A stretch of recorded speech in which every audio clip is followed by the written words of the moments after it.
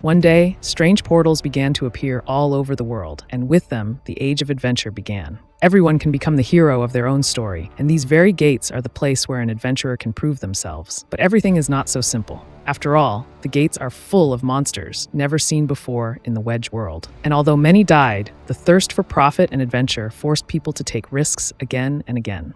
It was an unremarkable day. A ship arrived in the large port city of Lys, from which a young guy named Raymond got off, but no one appreciated his joy at his arrival. Life went on as usual, people fussed, and everyone wanted to sell or buy something. But the guy did not arrive alone, but with his comrades. They are adventurers, and they placed great hopes on this city. After all, this is where their adventure should begin. First of all, the team needs bait. This is done in order to initially reconnoiter the situation behind the gate and develop a plan of action. This bait is slaves. It is for this purpose that the team finds itself at the slave market, where a very helpful seller, sensing easy money, described his goods. The blue-eyed man's choice fell on an unremarkable pair of slaves, which he immediately decided to buy.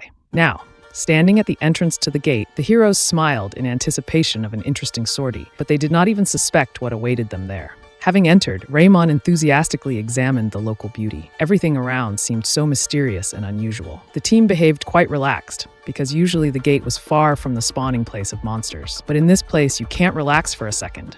Suddenly, a huge monster appears behind the girl, and blood is spilled. The adventurer found herself in the mouth of a bloodthirsty monster. The whole team was seized with fear. What should they do now? And they also found themselves surrounded. It seemed that the situation was hopeless. The leader of the party was the first to come to his senses and instantly fired a fire arrow, hitting the monster. Then he gave the order to tie the bait to a tree and retreat. And running away, they already heard the screams of helpless slaves who were being devoured alive. The leader understands that this is a complete failure, and Raymond has a panic attack. His comrade tried to cheer him up, but at that very second, he was crushed by the paw of the monster. Raymond is in shock, and the leader tries to shoot, but he is suddenly grabbed by the head, and in a moment, he is gone. Now, Raymond is left alone. He tried to crawl away, but his leg was already in the mouth of the monster, when suddenly he notices one of the slaves standing on a tree. He shouts to him, asking for help, saying that together they will have a better chance of escaping, and also makes excuses for not wanting to use him as bait.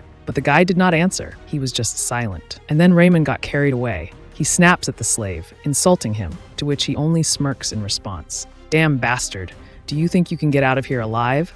A moment later, the slave jumps up and kills the monster with a lightning-fast lunge. "I will not die, because it was not here. The monster is defeated." Now let's go back to the past. The main character's team was hunting the Dragon King Horntail. The girl with white hair says that things are going extremely badly in the world. El Pam, the main character, is the last adventurer, and they are ready to enter the last battle, but still, you can't jump above your head. Everyone, except the main character, is dead, and he is exhausted, kneeling near one of the monster's heads. They lost, and dryly, because the dragon has almost grown a new head, but the main character decided not to give up. Gathering all his strength into a fist, he prepares his final attack, and the spell is almost formed. However, this was his limit. The guy vomited blood, and the monster in response released a powerful volley from its mouth. The hero had already said goodbye to his life, regretting only one thing: he was not strong enough. Suddenly, he wakes up from being doused with water. El Pam does not understand where he is, and in front of his face is the vile face of a slave trader. Shackled, and there were other slaves around. Apparently, the main character ended up in the past, at the starting point of his story. And what happened next, we already know. Let's get back to the present. The guy was examining the corpses of adventurers and collecting valuable loot from them. He picked up a staff from the leader and found a gravity ring in his boot. But the calm cannot last long. The protagonist noticed too late that he was surrounded by creatures, who immediately rushed at him. He managed to hit one of them with a lunge of a spear, but it was immediately broken by another monster. It seemed that he was about to be devoured, but then a spell sounded, and the monster was defeated. Then the guy decided to combine a fire arrow and a gravity ring, thanks to which 5 monsters fell dead at once. But this was still not enough, and El Pam barely managed to dodge 2 monsters. In an attempt to cast an arrow again, the guy realizes that the spell went on cooldown, so he had to fight back with a staff. Several creatures rushed at the protagonist again, but at the last moment the reload ends, and the arrow pierces the rest, flying with incredible trajectories. It's a victory. All enemies are dead, but then the girl who seemed to be dead before turns to him. She begins to accuse the protagonist of having planned all of this. She was wrong. However, it doesn't matter. Even if you had somehow survived, I would still have killed you all. I despise your kind, those who use people as bait. In the city, people couldn't believe their eyes.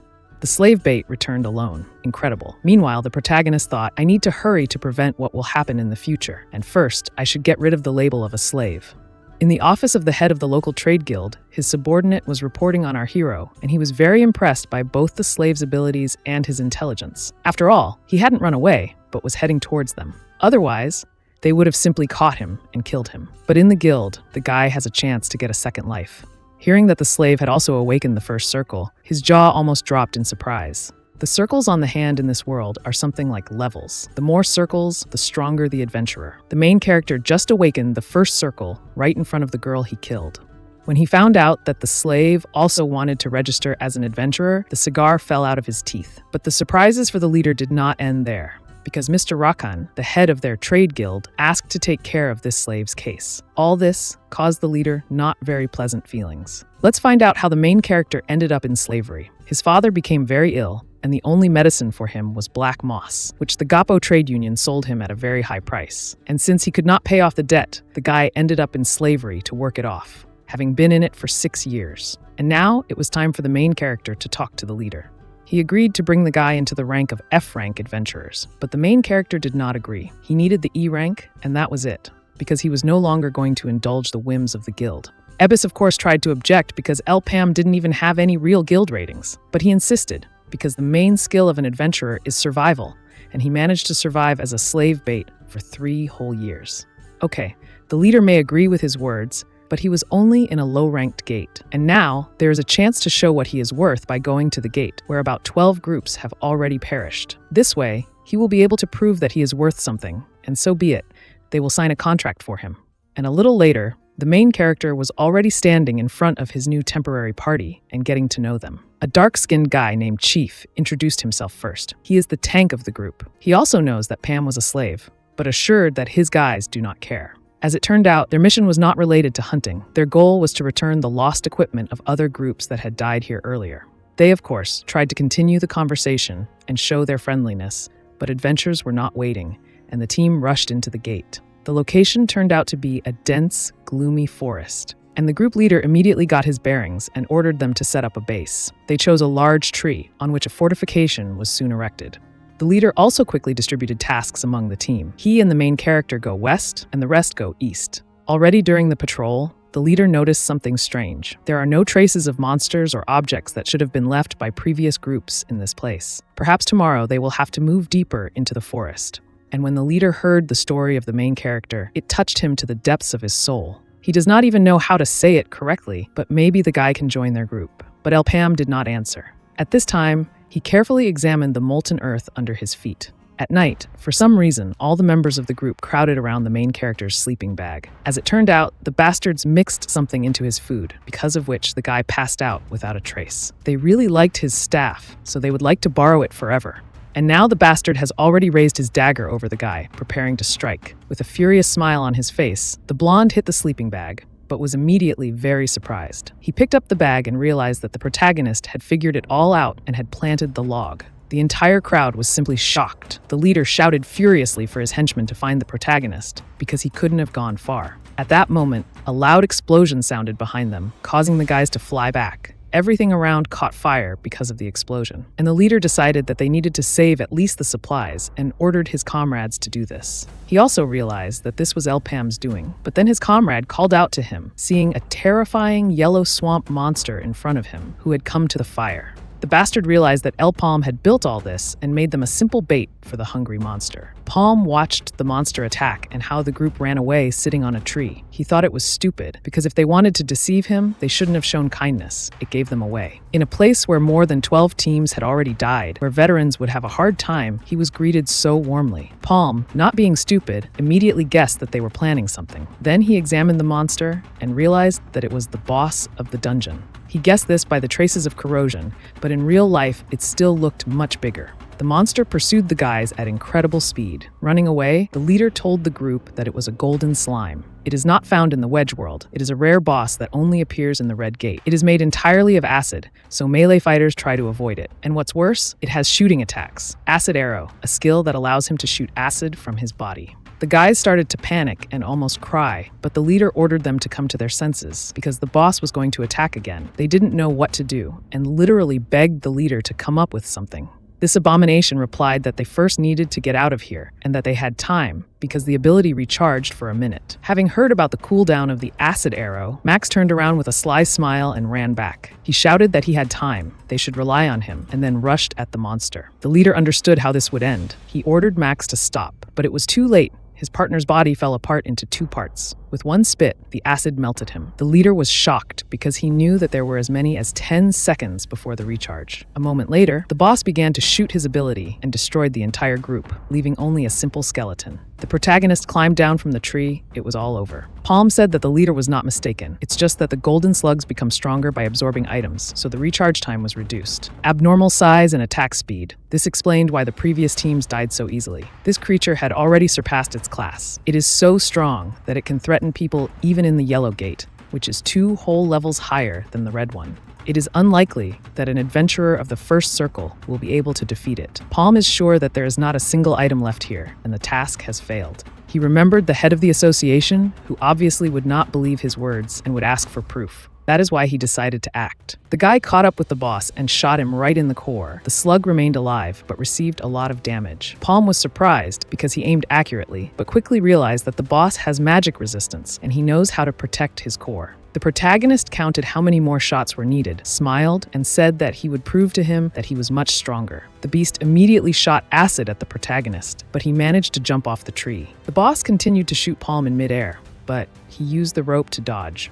He knew that he had to hit one spot without missing. An ordinary mage would not be able to do that. But he was an unusual mage. In his past life, one of his titles was the greatest telekinetic. Using his staff, he created a fire arrow and shot it straight at the slime, but it was not enough. He needed to make 4 more shots. Palm constantly dodged the acid and shot a fire arrow, but the last time Slime was able to dodge, but it was useless. The arrow hit the monster right in the head. Palm saw the core and quickly rushed straight to it to finally finish off the boss. But he wasn't going to die so easily and prepared to attack the guy. The protagonist flew at incredible speed towards the core to destroy it, but at the last moment noticed the impending blow. Using the power of the ring, he threw a dagger with a rope into the ground, with which he easily dodged the blow, and responded by summoning a fire arrow, which he was going to shoot straight into the core. The monster was also not stupid and tried to defend himself with his hand, but this is what the protagonist was waiting for. With an evil smile, he released the arrow, which subsequently changed its trajectory. The arrow flew around the hand and hit the core straight. From this, the boss began to inflate like a balloon and exploded with a loud roar.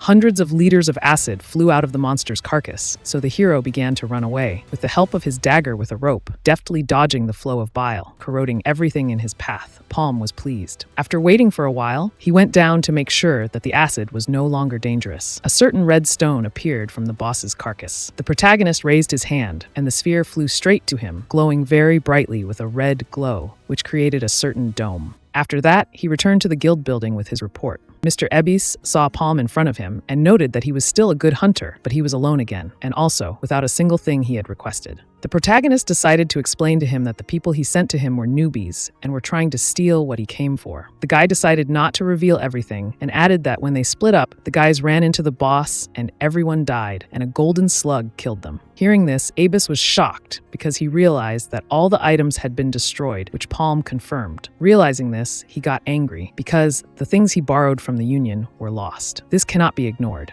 And besides, the main character survived, and this is also a problem for him. In fact, portals have several general rules. First, a limited number of participants. When the portal has entered the number of people indicated on the pole, it will become inactive until all those who entered are dead. Second, entry restrictions depend on the complexity of the gate and the level of the circle. The light of the gate indicates its complexity, from red to purple. If the circle is higher than the class of the gate, the hero will simply not be allowed in. Third, there is only one chance to clear it. This is one of the biggest obstacles to capturing the gate. After all, if you survive and get out of there, it will obviously close, so there will be no other chance until those inside die. Mr. Ebis thought that those gates had already burned out, and that the golden slug would cause problems even for first circle adventurers. He said that Palm had survived, and since the slug had destroyed everything, there was nothing left to get. And since the protagonist hadn't brought any items, the boss considered the mission a failure. But Palm said that he hadn't finished yet. Showing his hand, he admitted that he had eaten it. The man was shocked when he saw the guy's second circle. He realized that he had absorbed the mana stone that had fallen out of the slug. The guy smiled and added that this would be enough as proof. And as the man had promised earlier, he should give him an E class. Ebis replied that he would give him a D rank, which shocked Palm.